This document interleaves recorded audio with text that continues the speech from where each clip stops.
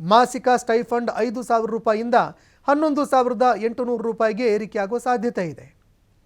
ಆದಾಯ ತೆರಿಗೆ ವಿನಾಯಿತಿ ಮಿತಿ 12,000ದಿಂದ 20 ಲಕ್ಷಕ್ಕೆ 12 ಲಕ್ಷದಿಂದ ಒಟ್ಟು 20 ಲಕ್ಷಕ್ಕೆ ಏರಿಕೆಯಾಗುವ ಸಾಧ್ಯತೆ ಇದೆ.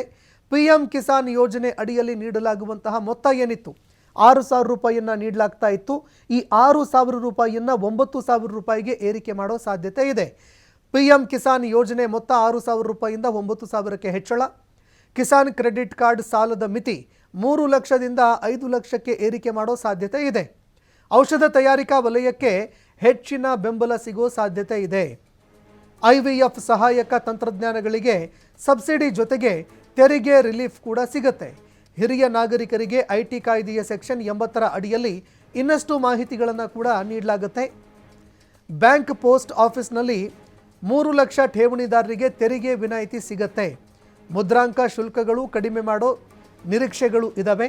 ಸೆಕ್ಷನ್ 24B ಅಡಿಯಲ್ಲಿ ಗೃಹ ಸಾಲದ ಮೇಲಿನ ಬಡ್ಡಿಯನ್ನು ಕಡಿತ ಮಾಡೋ ಸಾಧ್ಯತೆ ಇದೆ.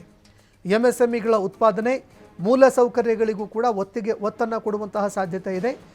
ರಸ್ತೆ, ರೈಲು, ವಸತಿ, ನಗರಾಭಿವೃದ್ಧಿಗೆ ಬಂಡವಾಳ ಹೂಡಿಕೆ ಮಾಡೋ ಸಾಧ್ಯತೆ ಇದೆ. ಇನ್ನು 5ರಿಂದ 7 ವರ್ಷದವರೆಗೆ ಮ್ಯೂಚುವಲ್ ಫಂಡ್ ಹೊಂದಿದ್ರೆ ಅದಕ್ಕೆ ತೆರಿಗೆ ಇಲ್ಲ. ಕಸ್ಟಮ್ಸ್, ಲಿಟಿಗೇಷನ್ ಮತ್ತು ಸುಂಕದ ಪದ್ಧತಿಯಲ್ಲೂ ಕೂಡ ಬದಲಾವಣೆ ಮಾಡುವಂತಹ ನಿರೀಕ್ಷೆ ಮಾಡಲಾಗ್ತಾ ಇದೆ.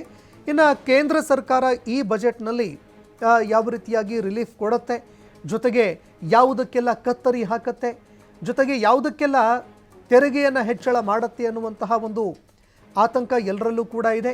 ಜೊತೆಗೆ ಸಾಕಷ್ಟು ನಿರೀಕ್ಷೆಗಳನ್ನು ಕೂಡ ಇಟ್ಕೊಂಡಿದ್ದಾರೆ ಜನ. ಯಾಕಂದರೆ ತಲಾವಾರು ಆದಾಯ, ಮತ್ತೊಂದೆಡೆ ಇಡೀ ದೇಶದಾದ್ಯಂತ ಬೆಲೆ ಹೆಚ್ಚಳ,